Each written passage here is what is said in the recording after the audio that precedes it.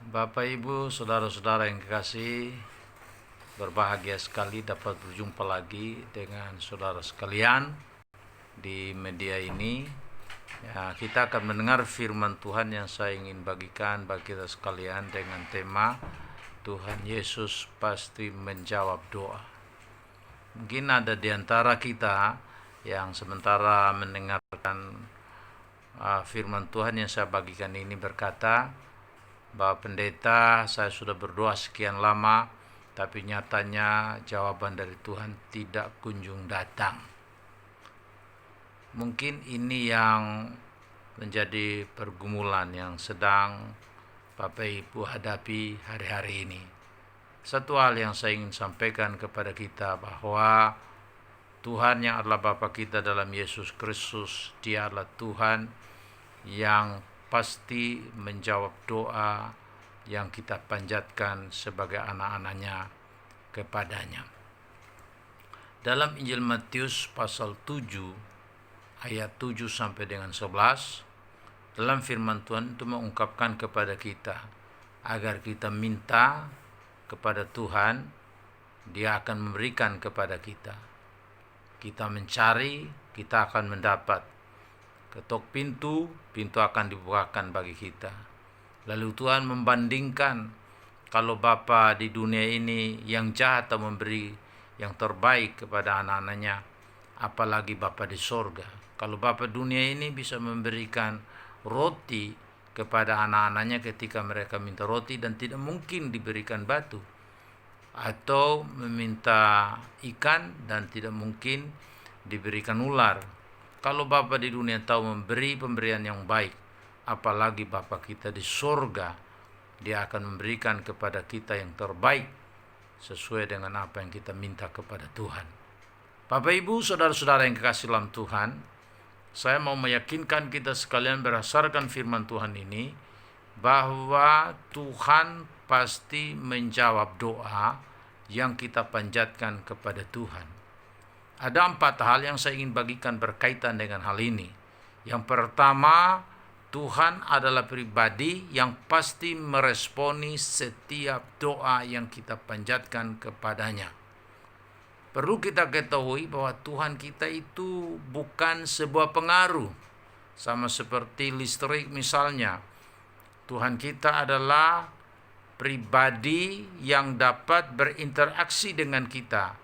Dia adalah Bapa kita, dan karena Dia Bapa kita, maka kita sebagai anak-anaknya dapat berhubungan dengan Dia, dan ketika kita menyatakan kepada Tuhan apa yang menjadi keinginan kita, Dia sebagai Bapa yang mengasihi kita akan meresponi apa yang kita minta dalam doa kepadanya.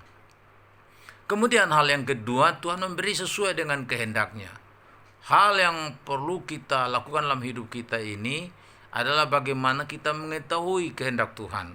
Untuk mengetahui kehendak Tuhan, tentu kita tidak akan mendapatkannya itu di buku sejarah Indonesia atau sejarah dunia. Kita dapatkan itu di dalam Alkitab, firman Tuhan yang tertulis, yang diilhamkan oleh Roh Kudus. Jadi kita perlu membaca, kita perlu merenungkan, dari firman Tuhanlah kita mengetahui kehendak Tuhan. Dan dengan kita mengetahui kehendak Tuhan, kita akan berdoa, meminta kepada Bapa kita di sorga sesuai dengan kehendaknya. Saya percaya ketika kita berdoa kepada Tuhan dengan mengutamakan kehendak Tuhan, Tuhan pasti menjawab setiap doa yang kita panjatkan kepadanya, karena yang kita minta itu sesuai dengan kehendak Bapa kita di sorga. Kemudian hal yang ketiga, kita harus minta melalui pintu yang benar. Kita mengetahui pintu yang benar itu adalah Tuhan Yesus Kristus sendiri.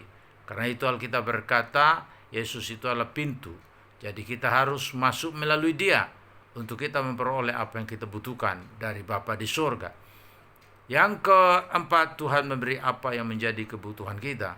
Bapak, Ibu, saudaraku yang kasih dalam Tuhan, Tuhan tidak menjawab apa yang menjadi keinginan kita. Banyak keinginan-keinginan yang bisa kita minta kepada Tuhan untuk penuhi, yang kita ingin untuk memperolehnya.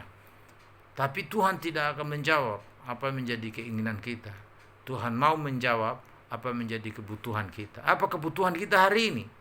Kalau hari ini kita membutuhkan perlindungan Tuhan berkaitan dengan masalah virus corona yang sedang menyebar di seluruh dunia ada hari ini, maka kebutuhan kita yang kita panjatkan kepada Tuhan melalui doa kita agar Tuhan memberikan kepada kita perlindungan, maka itu kebutuhan kita yang kita harus nyatakan kepada Tuhan melalui doa kita. Dan saya percaya sesuai apa yang dikatakan oleh firman Tuhan, bahwa Tuhan itu tidak akan pernah meninggalkan kita. Dia tidak akan pernah membiarkan kita. Dia yang menjaga keluar masuk kita. Bahkan dia memerintahkan para malaikatnya untuk berkemah sekeliling kita, yang menjaga keluar masuk kita. Dia adalah penjaga Israel yang tidak pernah tertidur, tidak pernah terlelap. Dia adalah Tuhan kita yang maha baik, yang dapat kita andalkan, yang dapat memberikan kepada kita apa yang menjadi kebutuhan kita, yang kita nyatakan melalui doa kepada Tuhan. Jangan kita khawatir, tapi nyatakanlah keinginan kita kepada Tuhan dalam doa.